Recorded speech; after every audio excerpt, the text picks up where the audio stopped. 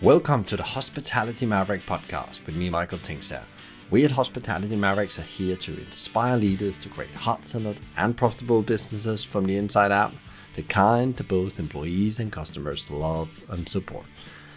Thanks to BizSimply for sponsoring this episode as our show partner, and BizSimply is the all-in-one HR, workforce management, rota and operations software designed and built by hospitality experts to make every shift run like clockwork. And we join forces to help the industry to find new ways to become even more innovative in how we lead our people, how we operate, to how we grow our businesses, to how we serve our customers. Together we want to share strategies and tools that can make the industry thrive long term, not just survive. It's just about slowing down for a minute and studying something and going deeper on that. We can make a big difference in the supply chain with just what we buy. We've made a big difference on single-use plastics by eliminating some and studying how we can eliminate more. We can make a big difference on fill in the blank. I just remind myself on the daily, slow down, put in the time to go deep on something and try to really, move the needle. This is Dan Simons, co-owner and CEO of Farmers Restaurant Group, a successful restaurant group in the Washington area, which is on a mission to share the important measures of why family farming is so important to ensure that we have healthy foods on our plates and a balanced planet in the future. Dan is also the founder of Our Last Straw, a non-for-profit organization devoted to stop the use of plastic straws and raising awareness about the environmental and health hazards of using single-use plastics. As I was studying Farmers Restaurant Group, I learned they had a very different ownership group. The majority of the company is owned by more than 47,000 American family farmers, and you will learn from this conversation the power of having the right stakeholders in stormy weathers is essential. Dan also shares his hospitality and industry experience and encourages responsible industry practices so we can build a better industry for the future. We also get great insights into how they have been building and are building a great company fueled by strong culture and giving back to the communities they are part of. We also hear Dan's view on the future and how he is working on showing up as the best version of himself every day. Before you tune in, please sign up for a weekly newsletter, Maverick Talk, which is packed with more Maverick insights, strategies and tools. Find the links in the show notes or visit hospitalitymavericks.com. Are you ready for a masterclass in thinking and acting differently? This is then for you. Enjoy. Today I'm having a guest. There's a business leader that's building a business that's a force for good, I would say. And he and his team and his co-founder is changing the beliefs we have around farming through restaurants. And it's an absolutely credible business to look from the outside and the things they're trying to do and how they try to do more than just being a business, but actually also make a positive impact on the people that's employed, the society they're part of, and our planet. With that said, welcome to the show, Dan. Thank you, Michael. I'm excited to be here and looking forward to our chat. Me too. And we started off before we started this conversation with one of my favorite subjects. We call it productivity. So we already had a deep dive into productivity, and we will probably share a couple of hacks with you here because that was something where we had a shared passion. But we start another place. Let me hear a bit about your story, Dan, and also, of course, the story of founding Farmers, which I made a slight connection to here in the intro without saying the name. So what has been your journey, the journey with founding Farmers, how's all happening, and where you are now? Sure. Well, I can tell you where we are now. We are 7 restaurants and our own bakery and our own distillery, making our own distilled spirits, with about 1,146 employees, I think, as of yesterday. So 7 restaurants, just over 1,100 employees, and about $90 million US in annual revenue. And so how'd we get here? Well, we opened the first founding Farmers in 2008. So it's been quite a journey over the last 14 years. But prior to that, my business partner, Michael Vakurvich, and I We worked together for other restaurants, other restaurant companies. I spent 10 years, I would say, in the restaurant corporate world, coming up as a manager, general manager, director, vice president, etc. And then in my early 30s said, I'm done working for other people.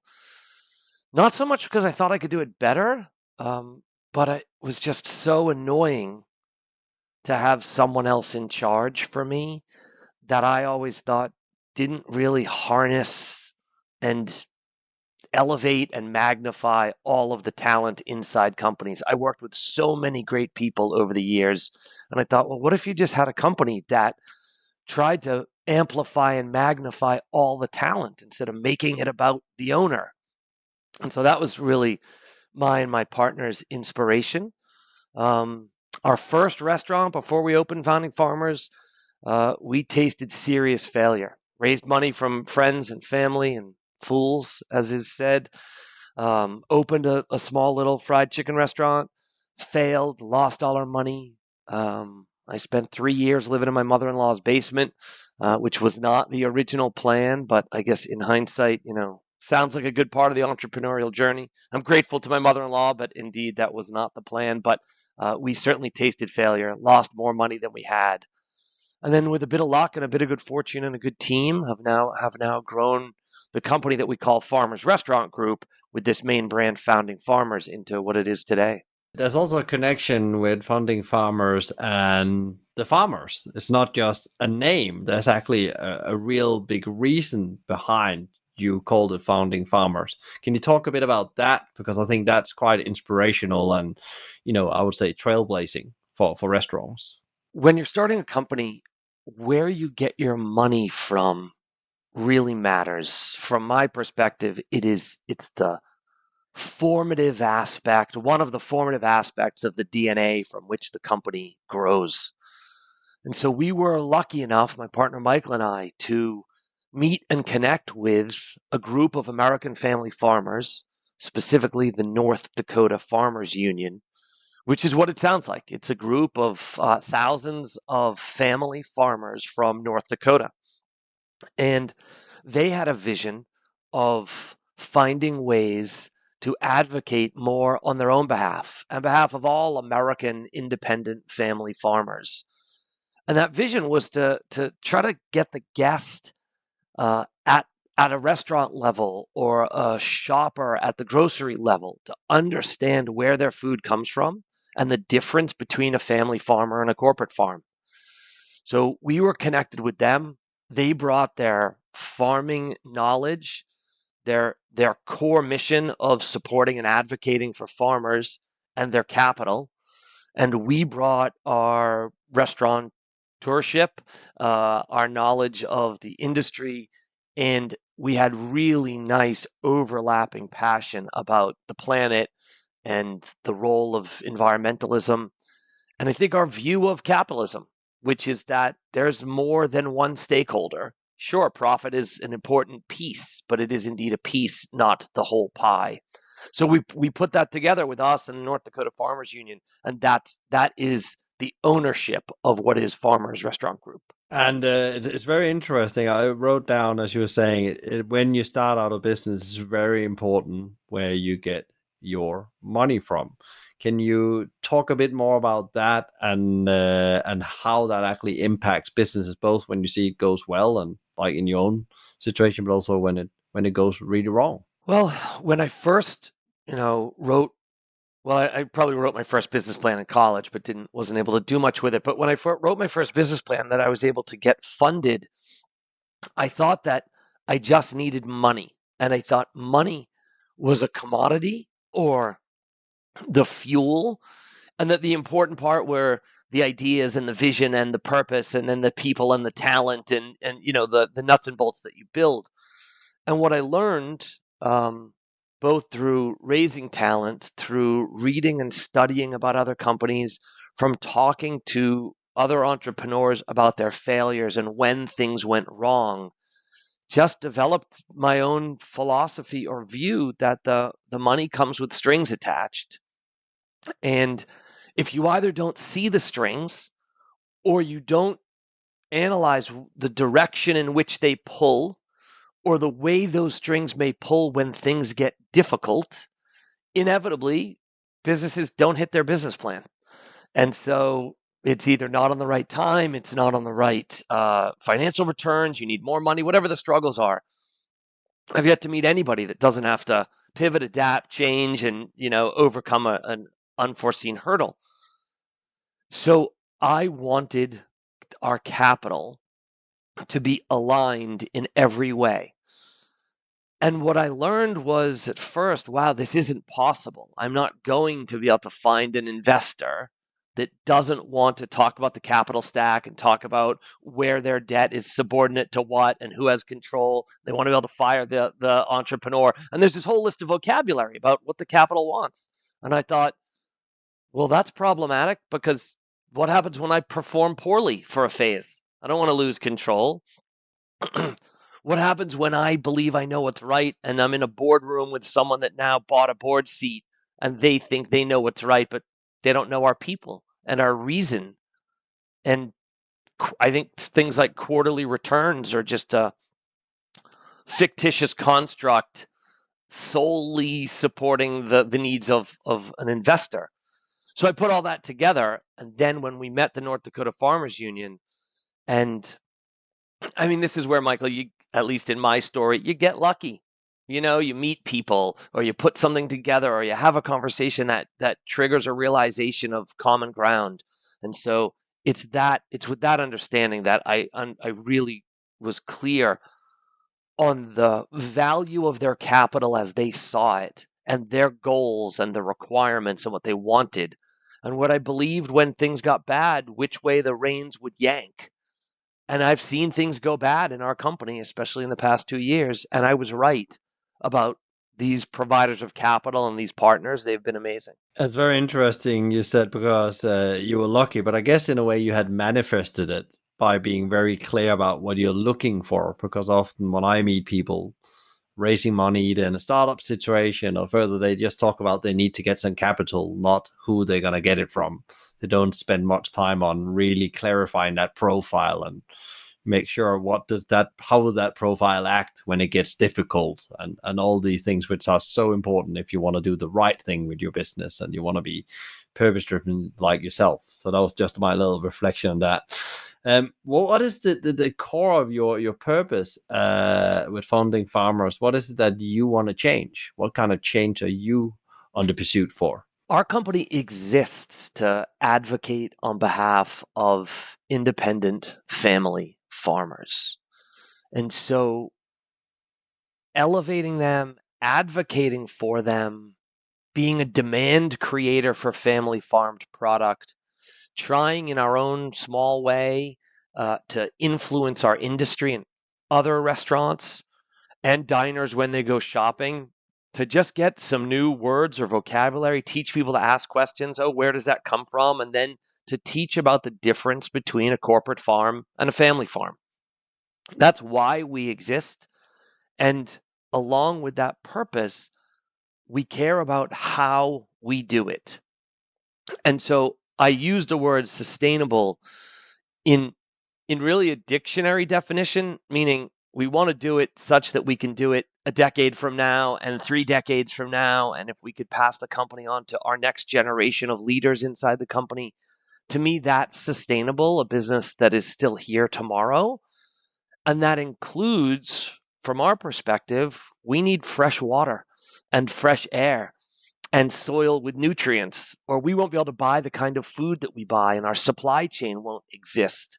So I want our business and our restaurants to sustain, and therefore we consider the environment and the planet one of our stakeholders, side by side with profit and the guest and the employee and several other stakeholders. And so that's our purpose, and that's how we go about our purpose, making our decisions through this multi-stakeholder view. Can you give some example about how you bring that purpose to life in the day-to-day running of restaurants, which we know sometimes, especially the last couple of years, can be quite challenging, but a couple of examples for the listeners out there, how you actually take that great purpose and put it into action in the front line.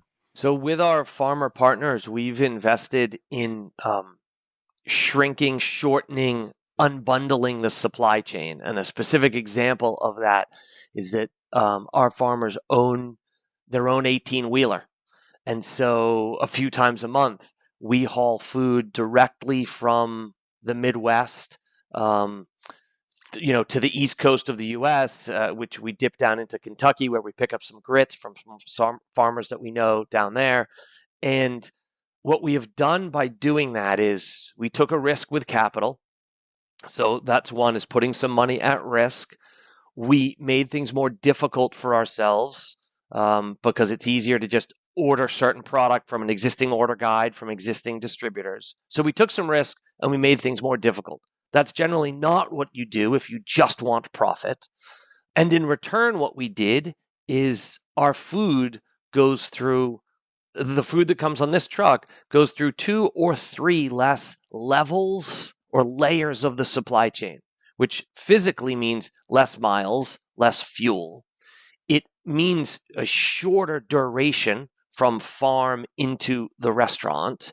And these things benefit the actual food. They benefit the value creation. I can pay a farmer more and I can charge less to a guest if there aren't 2 or 3 more middlemen in that supply chain. So that's an example of seeing the stakeholders in a sort of a different equation than just efficiency or profit. It's very interesting to say that with the supply chain. What do you think, Dan? Do you think that that's also where the biggest opportunities are for restaurants if they really want to make positive impact on their stakeholders, exactly start looking in their own supply chain? Michael, that's certainly one. But when you said to me, give me an example, that's just one that comes to mind. My brain was also saying, well, I obviously need to give an example of something that we do for our people, because the way to elevate restaurants and the farmers we support is to try to elevate our communities and society.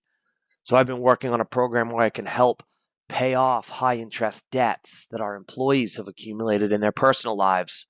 And I can do it in a low or no interest way to liberate them from that stress so they can bring a more, a lighter, less stressed human into the workplace and perform better. So do I think restaurateurs should start in the supply chain? I think just start somewhere. And every restaurateur I know has already started, right? It's an industry full of people who generally love their people, love their product, and love their guest. So I think it's just about slowing down for a minute and studying something and going deeper on that. We can make a big difference in the supply chain with just what we buy. We've made a big difference on single-use plastics by eliminating some and studying how we can eliminate more. We can make a big difference on fill in the blank. I just remind myself on the daily, slow down, put in the time to go deep on something, and try to really, move the needle. That's quite interesting. You say go slow and go deeper. I had a guest recently, Tom Barton, I know really well, from a burger chain here in the UK called Honest Burger. And they really questioned the thing honest. And they went out 3 years ago and said, we want all our beef to be regenerative beef. And now they're there. They just launched last week, but it took them 3 years to go really deep and try to solve this complex supply chain issue, because they had to go directly to the farmers and they had to create quite a little union of, because they need to buy quite a lot of beef in the year. And that was like his first step, really, to try to do something on the supply chain. They do other things as well, but that's really interesting that you really commit to a project like that and go through. And that's what you say as well. You need to commit and go deep. And Michael, and I love hearing that about Honest Burger. And at the same time, I say that, and my words are, slow down and go deep. And simultaneously, be aggressive and giddy up, and we got to get things done, and we move fast. So it's both of those things at the same time.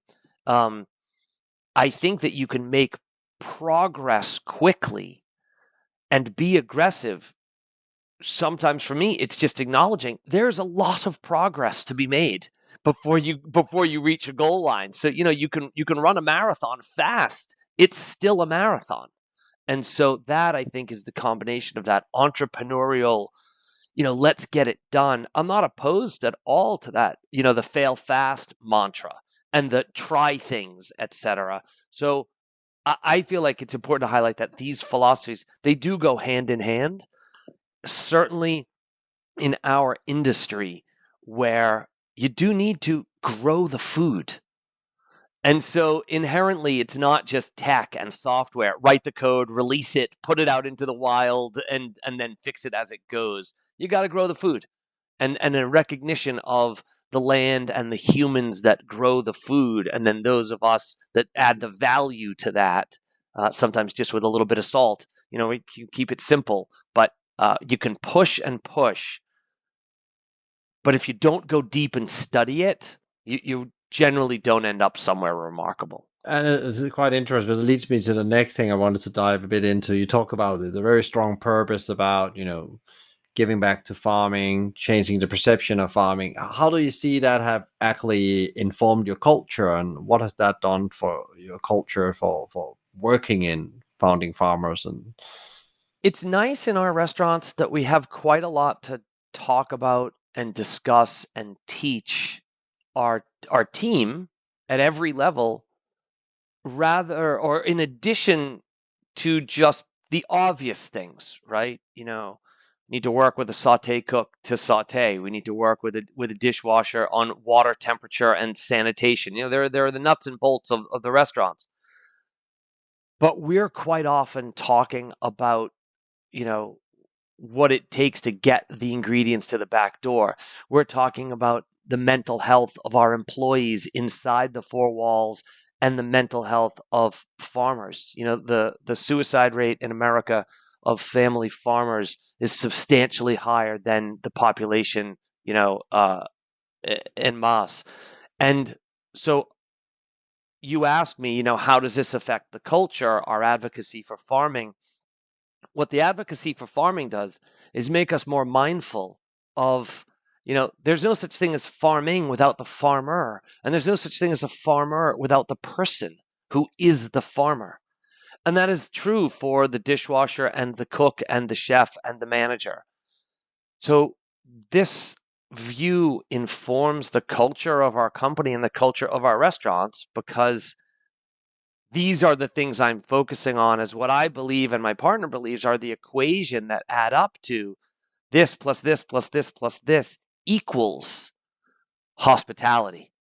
As opposed to, I'm not necessarily just managing food cost and managing service. What I'm doing is adding up all these ingredients that I think if we focus on these ingredients in the equation, the result is great hospitality. And so that it really informs our culture in the most comprehensive way possible, because it's what we end up talking about and focusing on, and it's how we believe we get the results. and that leads me to very nicely to the next thing, because you have been awarded a great place to work in the areas you operate. You have a lot of people that loves to work for you. You talk about it a lot yourself, how you build this unique culture that people love and support. Could you tell us a bit about how you actually done that from the outset? I guess, as always, it's a journey. It didn't happen day one. And also, what do you do actually to keep on evolving the culture? Culture for me is very intentional.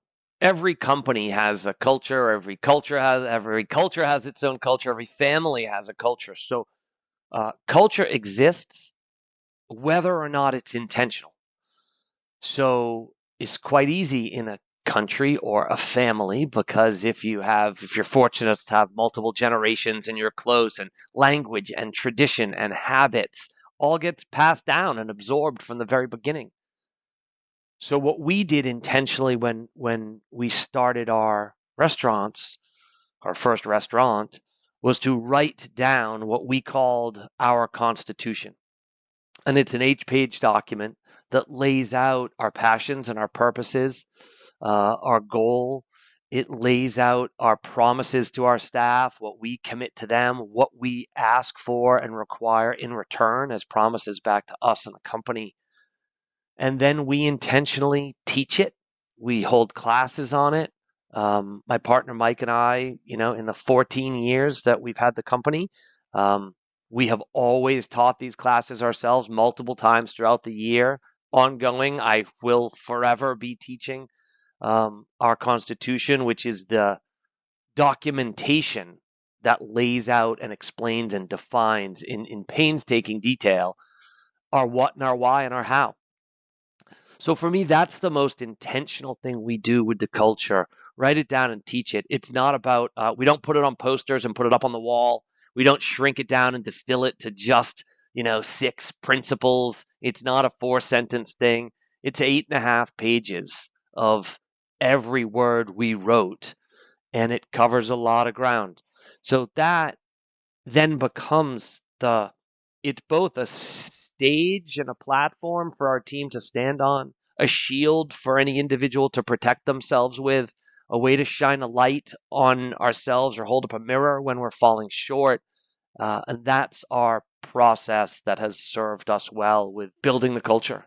And I guess that document also evolved over years because that's quite interesting. Have you made many changes to it? Or have it actually stayed the same over the years? I have made, I would say, a few changes. It's probably had 7 amendments in 14 years, but the amendments we've never changed the purpose, we've never changed a principle, we've never changed a promise, and we've never changed a stakeholder. So that has served us really well. What we have done is enhance and add some definition to what we mean by community, to what we mean by planet. We have added some language that fit in really nicely to bring some more specifics around what we mean by the whole human being. That language was always there, but some new vocabulary relating to diversity. There was that we now have a reference in there about that touches on the topic of the way our view is sort of all humans can cut across sort of the gender spectrum, and diversity is about humanity. So there's some vocabulary there that plugged right into our promises of treating all people with respect and kindness and humility. And so those are some of the amendments. And I love our process of thinking about those words, and it has performed much like the US Constitution, and that's why we named it the Constitution. We wanted our document, our guiding principle, to be more powerful than me or my partner Mike or our farmer partners. We wanted to agree to this philosophy and methodology and have it hold us accountable to that. And it's worked really well. And how do you then make sure that's how do you implement that into your organization? I'm also thinking about how do you measure that it's working? And I guess my last question on that as well would be, and I will make sure we get around them all. But how do you actually reward people when they live the Constitution? Measurement is key. I love that you use that word, Michael. You're obviously no stranger to talking about philosophy and then being a real business leader, right? And so we do indeed measure it, and we measure it by asking the stakeholders how they see it. So we measure it through employee surveys, which we do every year. We measure it through investor satisfaction, which on one hand we know the cash distributions that we share with investors, but we also measure investor sentiment, which I'm able to do through conversations and specific questions that I ask. And an example of that measurement is investors that have stayed with us through the pandemic, even when we said, there aren't any returns, the losses may be massive, and I'm not sure what the future of the industry holds. Would you like to continue to invest? And so there are measurements through questions, and then you gauge the actions of those stakeholders. We hold ourselves to measuring what actions we've taken. For example, we formed a nonprofit specifically focused on the restaurant industry to help educate on how to reduce single-use plastics. And we worked upstream with manufacturers, and it's a business-led environmental nonprofit. And so we measure our own actions in each of these stakeholder categories. And then when we're not doing well, we look in the mirror, we acknowledge our shortcoming, and then we decide what we're going to do differently. And that for me is the beauty of measurement. It's not about catching us what we're doing right. It's about having a clear look in the mirror that says, wow, I said I would do this and I'm falling short. And sometimes I'm just flat out failing. Sometimes I've made no progress on something I promised to do. And so that, I guess it's that ongoing dose of humility of, I'm failing at the objectives that I set. Okay. And it's an equal dose of motivation of, so what are we going to do differently to get better results? So that's our process that ends up rewarding culture because people get promoted and elevated when they hold it up. We teach it in an ongoing way. All of our training material, everything written gets what we say pulled through the filter of our Constitution. So the language is woven in, and there are habits and traditions that have manifested based on what we said we would do, events for employees, employee benefits. There's a reason we have free mental health benefits for all of our employees. All 1,146 have access to free mental health support. And that goes back to what we said we would do in the Constitution about focusing on the individual and helping them be the best they can be. You can't say that and then not work on mental health. Because if you say that and you don't work on mental health, you're a liar. Yeah, and it's quite interesting because this is like probably one of the biggest challenges we have. Besides, we just had a pandemic as a business, but like the mental health of our staff, there's not enough of them. The staffing crisis, the global staffing crisis in many industries, but especially in the hospitality and restaurant industry, where you see that, and it comes back to something you talked about. We talked about before we went on as well, because I think a lot of mental health is also because you feel out of control. You don't know how to manage life. Things are just getting way over your head. And you talked about that you spend a lot of time on actually training your people in different things. And one of the things you mentioned was productivity. You train in all the obvious things around your culture and how you hire, and probably in leadership development.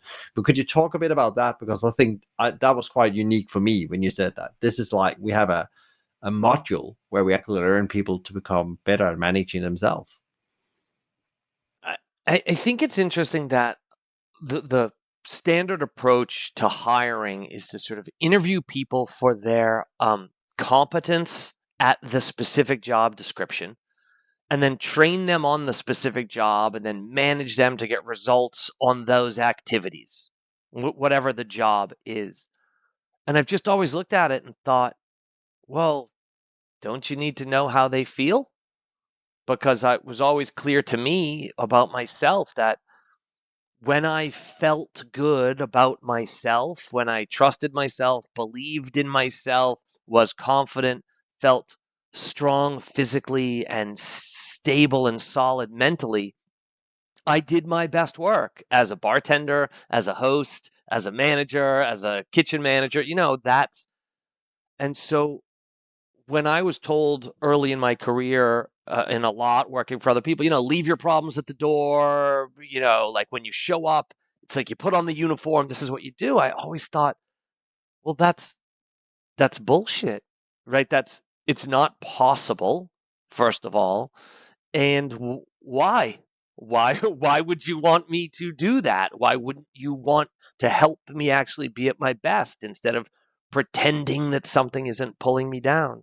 So while yes, we teach a lot in our company about the jobs, we really teach even more so about managing oneself. Humans don't come with a user manual, but you actually can put together a user manual.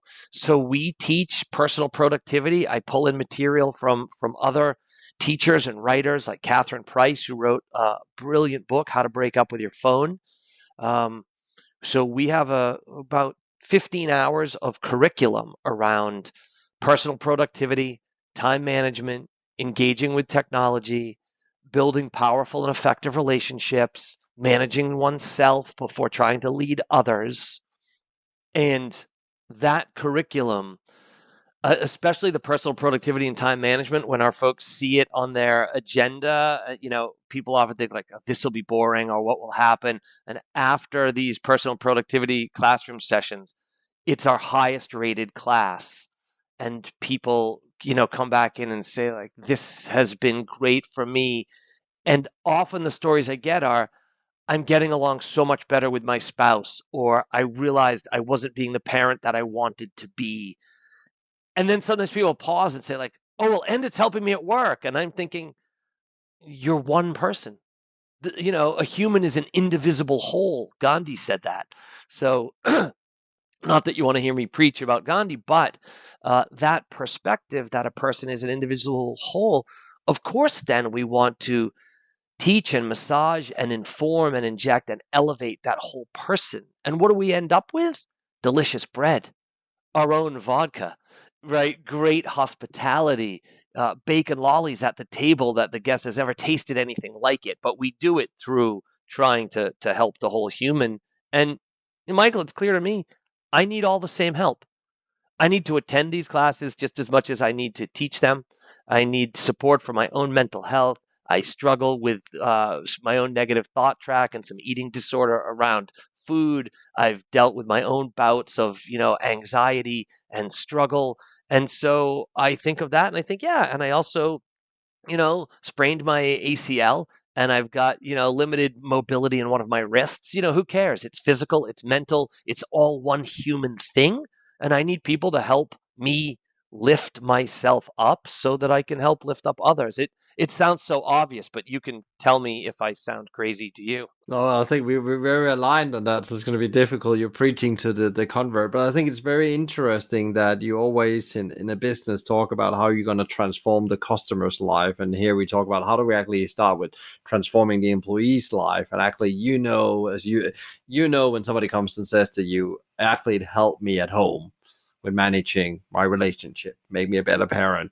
That's going to come a million times again in trust, loyalty, and also it's skills they maybe not be able to learn anywhere else. And we think about as an industry right now where the perception is that hospitality is not a great place to work in the wider population. These kind of stories about actually where life transformation can happen, because you can learn skills, but like learning and managing yourself is what probably one of the biggest transformation you can have. So I think you are absolutely spot on. It's so interesting, and I hope really there's some people out there getting inspired by that. And it doesn't have to be huge. You don't have to start with 15 hours. You can start with a 1 hour session about just how you plan your time better, spending less time on the phone, as you mentioned the book as well. I think that's a very good book. That's gone on my book list, and we're going to put it in the show notes as well for people, because like the phone is so addictive for many people, especially young people. That's because also they never had anything else. They never had a life as maybe we have had without a phone. So That's right. So they don't know necessarily what else they might be able to get to by minimizing the device addiction. Michael, in one of the classes I teach, I have everybody take out their phone, which of course in the beginning I have them silence and put actually out of sight, because the research is clear that even seeing your phone causes a degree of distraction. Um, but I have everybody take out their phone, go to their notifications, and turn off all their notifications. But first, I show them my notifications by scrolling through. And there's only, of the, I don't know, 100 apps or whatever, 300 apps that are on my phone, there's only about 3 things that have notifications turned on. And then those notifications are intentional with what sort of notifications. And so most people have never gone to this setting on their phone. They go to this setting on their phone, and every single one is in the on setting. And so we go through this exercise. Some people it takes 15, 20 minutes to actually turn off every notification. And the feedback that I get over the next few days is just stunning for people. And, I have people in the class, just like there'll be people listening, they get phantom vibrate, right? They feel the vibration in their leg or their butt cheek or wherever they usually keep their phone. And phantom vibrate is a neurological response. Even when your phone doesn't vibrate, you think you felt it. We're rewiring our brains. And so you can help people in a 10-minute class. Just turn off your notifications. Just do that. And it opens up this awareness to, wow, I can do more to help protect myself, which lets me be more attentive, be more connected to the humans that I'm around, engage more. Satisfaction goes up, productivity goes up. It's a winning strategy. And you can do that in 5 minutes with people. Yeah, and then it's interesting also that, you take them away from that constant thing of they have to respond to things, because your brain will use so much power and create so much anxiety. And especially if this the news they're getting up on their notification. That's the one thing I say to people: turn off the news as the first thing. You don't need to know what's going on. You're going to be told what's going on if it's important enough. Coming back to the business, the last bit of it would be really interesting to touch on again. When I looked on, I unfortunately never been in any restaurants. We need to make that up on the next trip to the US.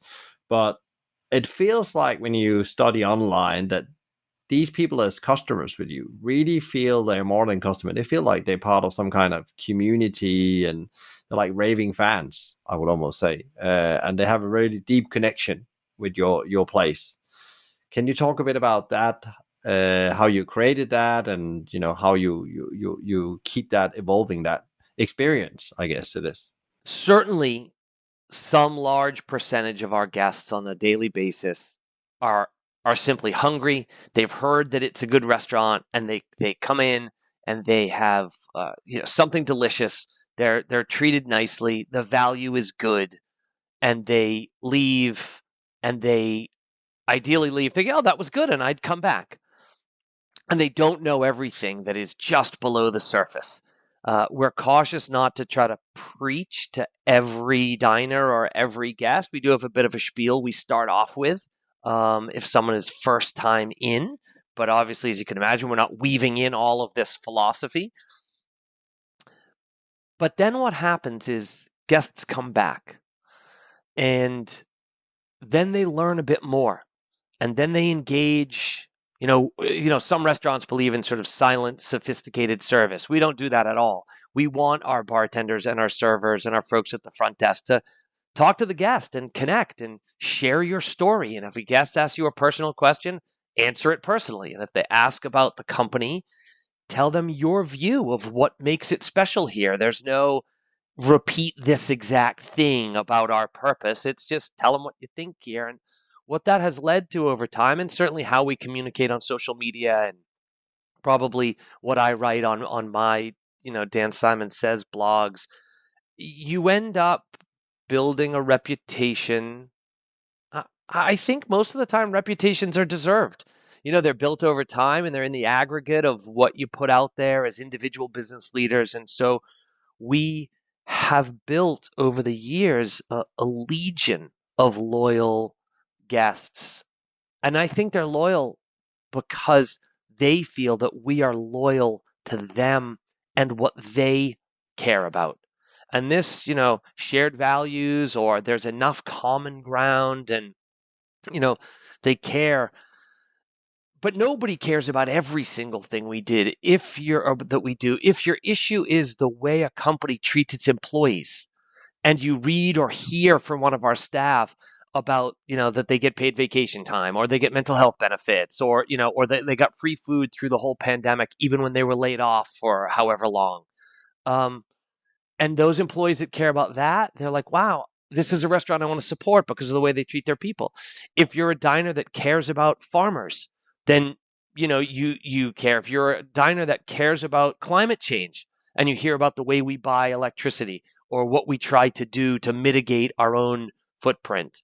We're causing damage to the environment every single day the way we run our business, but we acknowledge it, and we try to minimize it, and we take steps to eliminate it where we can. So that, I think, Michael, is over time what has built up this really committed and vocal following, such that, if a food reviewer writes something negative about our restaurant, thousands of people will say to that one critical food reviewer, you don't get it. These guys and their team are doing so much more than maybe the flavor of one sauce. We make mistakes from food. We cook from scratch. We have our own bakery. We make our own bread every single day. Of course, one makes mistakes. And so for me, the kind of guest I want is the type of guest that we've done enough and shown enough that when we make a service mistake, we're slow with food, or we make a a cooking error, that the guest says, "Oh, I wanted to let you know, this wasn't great," and they're nice to us about it, and they're rooting for us, and that they're kind to our staff, and that they're more inclined to, tip generously if they see that we're struggling on a shift, because they realize that there must be a problem. And so we have so many of these guests, and so inevitably we end up, you know, we send a lot of food to funerals. We send a lot of food to high school graduations or nursery school graduations, because that we don't charge for, because these guests have been part of our restaurant for so long, and then people go through milestones in life, and what can we do? Send them food, show them that you love them. And when they go through hard times and are dealing with a cancer treatment at the hospital and finally get a loved one out for an escape from a really serious illness for a few days from a hospital, they want to come and dine with us, and we cook for them specially. So I appreciate you asking about that. We never tried to create raving fans by saying the guest is always right. We didn't try to create loyal customers by um, making the food and the service perfect. We tried to do it, with humans for humans, and I'm proud of the relationships that get built when you do it in that way. Yeah, it's super interesting. It almost seems like it comes very well from our conversation is from the inside out, not from the outside in, how you build your whole service culture around your business. What about the industry's role? You talk about that, you use your business as a force for good, but what is the hospitality and restaurant industry's role in making the world a better place or changing the food system? What do you think our role is?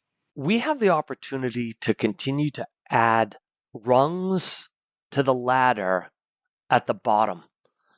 And certainly in the US, and I think it's probably true in a lot of places around the world, um, it's not only hard to climb the ladder, it's hard to get on the ladder. Especially if you've made a mistake in life and been incarcerated, or you didn't have the good fortune to be born at a place, into a family socioeconomically, class, whatever a society is sort of holding people down with.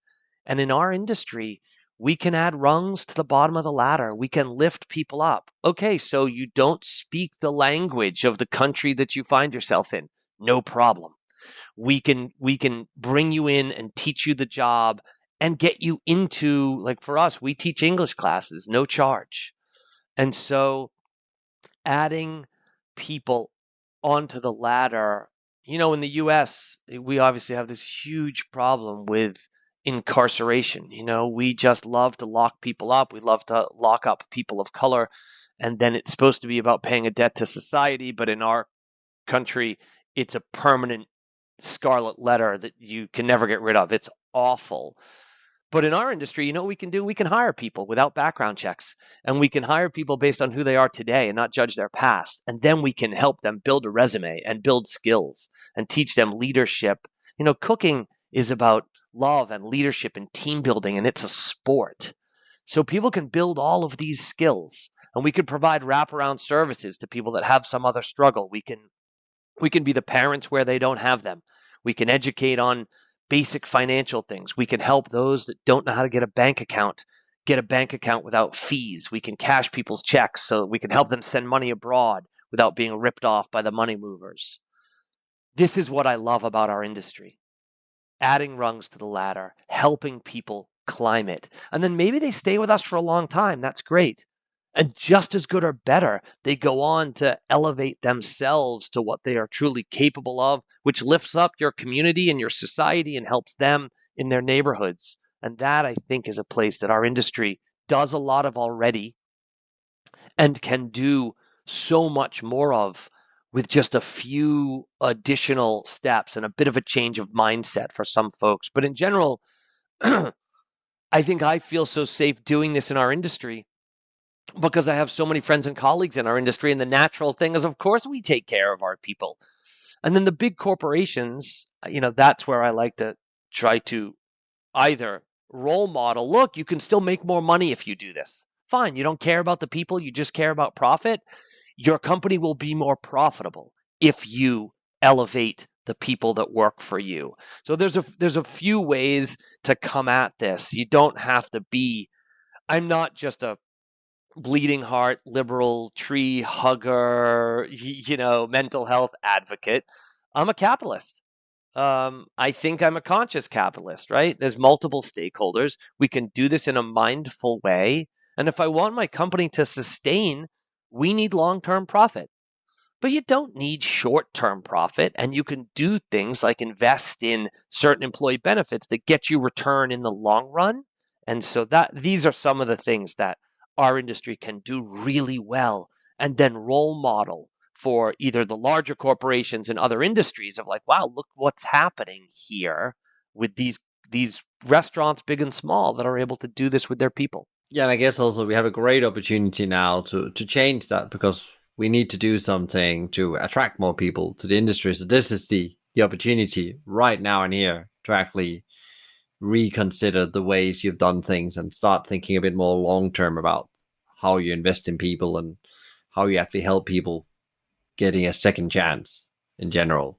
Michael, for brain development specifically and especially the development of executive function in the brain, I don't know if there is a better brain development training ground than entry level restaurant work for a 16 or a 17 or an 18-year-old. You have to learn to rank and prioritize. You have to learn verbals and nonverbals. That you have to combine physical and mental. When you're working, when you're expediting in the kitchen, there's ranking and there's prioritization, and you're fast switching with decision making. And the brain builds these skills when it is exposed to these challenges. And so, if our industry would talk more about what we do, you want to be a CEO in 10 years, you want to lead a division, you want to, whatever it is, whatever corporate career ladder you want to climb, you need these skills that our industry can develop far more so than a job that might seem a bit more glamorous, or you get to dress a bit more nicely, or go sit in an office that might, for some reason, be attractive. I wrote a blog about this, and it's one of the messages that I think if our industry can amplify, we would attract more people. I'm telling people all the time, don't take your restaurant job off your CV. Don't take your restaurant job off your resume. Tout it and use the vocabulary about what you've done and the skills you've developed. And then the more entry level folks that we can attract and retain in a respect the industry way and look what we can do, the more that we'll keep long term and the more folks that we can attract at a variety of levels. So that is something that we can certainly do as we all look for new ways to inspire people to come into the industry. And what about yourself? Like, how do you? It's been incredible, unprecedented couple of years for the industry. Lots of change. How do you actually keep yourself pro? We talked about how you help the employees, and you said yourself you're not perfect, but do you have like some routines and hacks you do as the co-founder CEO of a very dynamic business, and especially in just coming out of the pandemic and more challenges ahead? How do you actually make sure that you show up the best version every day? I'm a firm believer that each of us has to put on our own oxygen mask before we put on the oxygen mask of those sitting next to us. We've heard that on airplanes forever, and so it's not selfish to take care of oneself. It is sensible. Um, Martyrs end up dead, and it's no good if you run yourself off a cliff, especially in the name of I want to help my team, I want to help my family. And so it's clear to me I need my mind and my body to perform. So my hacks, routines, and it's especially during the pandemic, my anxiety level in April and May of 2020, we'd gone from, at the time, almost 1,400 employees to less than 100. Our government had closed our businesses to dine in. And so it was pretty extreme. I had to sit down with my kids and my wife and I, and we sat down and said, look, we don't know what the future holds. I'm not sure if we'll be able to pay for the cars we have, and let alone the Xbox Live subscription that the kids enjoy. And I was scared. And so my routine of I never stopped exercising. you know, I love my Peloton. I love working out with a trainer. I never stopped trying to eat right. I've got some mental health issues around food, so that's always a struggle for me. But the routine of waking up in the morning, getting myself exposed to some sunlight for at least 15 minutes in the morning. People talk about meditation. For me, I just need 30 to 45 seconds of stillness every morning. The science says you need longer than that, but each person's an individual. I need to take a few minutes every single morning to just acknowledge, who am I? Where am I? What's going to make it right today for me? What do I need? And so I do that every morning. It's easy. It's just a habit.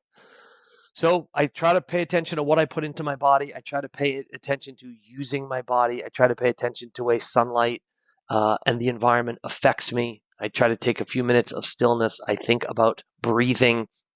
And then when I need to talk to my therapist, I schedule an appointment. Right? So no different than working out at the gym.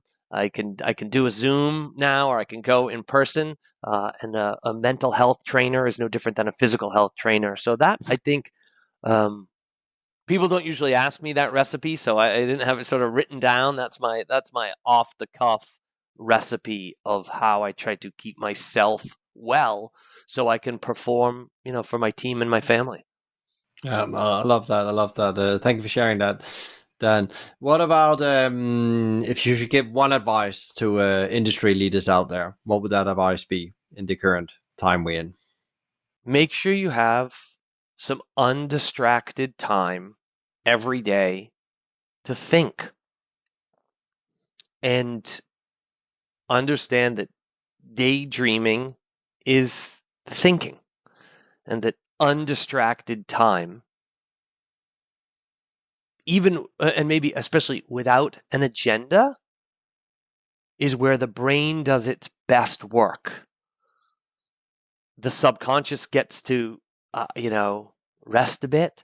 The conscious gets to rest a bit, and I think amazing things happen. So yeah, the pandemic's been a hard time, but there's the next hard time, and this industry has never been easy, and frankly, nothing is easy.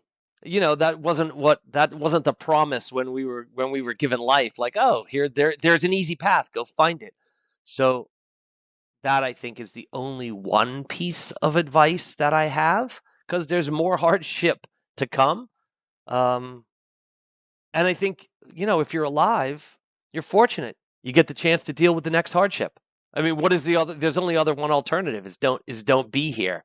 So I think some undistracted time on the daily, on the weekly, whatever it is, and acknowledge that and make that happen for yourself. That's my bit for you. Yeah, it sounds like stillness is key in the in uncharted waters as we're in, and we always will. We always in constant change. You just have to accept it. Is there one question you wished I've asked you? I hadn't asked you, and what would you have? What would that be, and what would you answer? I your questions have really got me thinking about. You've just gotten me really engaged here, which is nice. So I don't, Michael. I think we've covered a lot of ground, and I don't, for me, as long as I get to talk about mental health somewhere and I get to talk about a bit of stillness, everything else are the things that probably sit atop that. So I really appreciate the conversation. Yeah, it's great, and there's so much more I can tell you to the audience, so they should go definitely and visit all the places where they can find you. So that will be my final question. Then, where can people learn more about founding farmers? Where should they go? My website is dansimonssays.com. And so that's where my musings and my blogs are, often about the restaurant stuff, but often about whatever else is on my mind. And then foundingfarmers.com along with farmersrestaurantgroup.com are where you can learn all about our restaurants. We've got a few different brands in our distillery and our bakery and our other restaurants, etc. Those are the sites you can find us. And then for me on social media, Twitter, Instagram, it's LinkedIn. It's always at Dan Simons Says. Great, Dan. Thank you so much for taking the time out and actually sharing your learnings and your views and your beliefs about how we actually use business as a force for good, and also touching on the importance of mental health, which we cannot forget after what we've been through, but also what's coming in the near future. So thank you for being open and transparent about that as well. Thanks so much for having me. Amazing stuff, Dan. There are some great learnings in here on how to build and maintain a great culture. Now ask yourself, what can I do to improve my company culture? And if you want to learn more about how to build a great culture, tune in to episode number 163 with Ari Weinswag, CEO of Thingaman's Community of Businesses, on visioning and the myth of the one thing. A big thank you to BizSimply supporting us, bringing great insights, strategies, and tools to help leaders become better every day. Check them out at bizsimply.com or on their socials at bizsimply or bizsimplyhq. You can also email them directly at advice@bizsimply.com. Thank you to Fina Charlton, who is the show producer and editor from the Podcast Collective. I really appreciate that you are listening in and spending your time on this. So if you enjoyed today's conversation, please share, rate, review, or subscribe to one of our channels, which all can be done via the website hospitalitymavericks.com. If you have any ideas and feedback for the shows or other thoughts, reach out to me via LinkedIn or via my email, michael@hospitalitymavericks.com. Tune in next time for another interview, and in the meantime, find out more about us and subscribe to the weekly newsletter Maverick Talk via hospitalitymavericks.com or the show notes. I'm Michael Tingstad, and you've been listening to the Hospitality Maverick Podcast Show. Be Maverick.